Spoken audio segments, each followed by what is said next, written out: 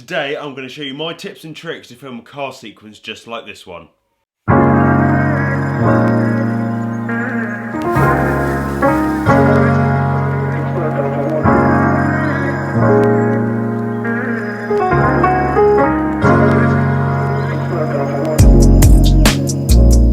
Hi guys, Harry here, and if you're new to the channel, you're into photography and filmmaking, then why not hit subscribe, like this video. Without further ado, let's get into it. My first tip is choosing the right time of day to shoot.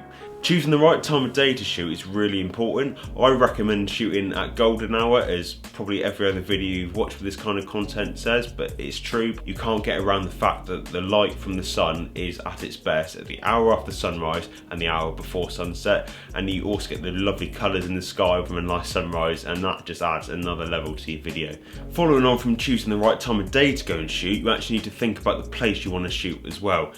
Firstly, you want to think about the style of video that you want to make, whether you want the sort of urbany look of a car park and that kind of thing, but also you really need to take into account the colour of your car or the car that you're shooting and the colours that you'll find at the location that you've got in mind. For example, my car this morning was grey, so if I went to a car park or somewhere industrial, the grey and the grey concrete, there wouldn't be any kind of contrast that would make the car pop and stand out as the subject of your video. Hence why I've gone somewhere where there's lots of colours and the grey contrasts with the colours and stands out as the subject of the video.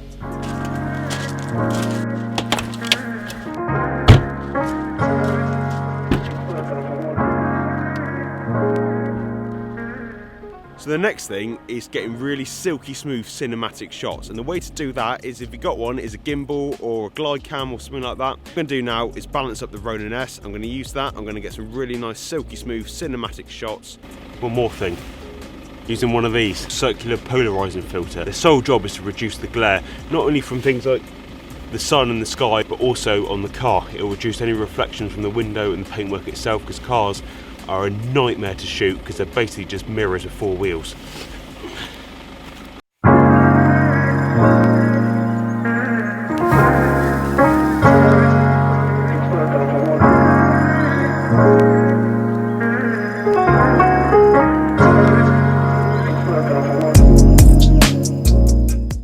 Thank you so much for watching this week's video, and I'll see you next week.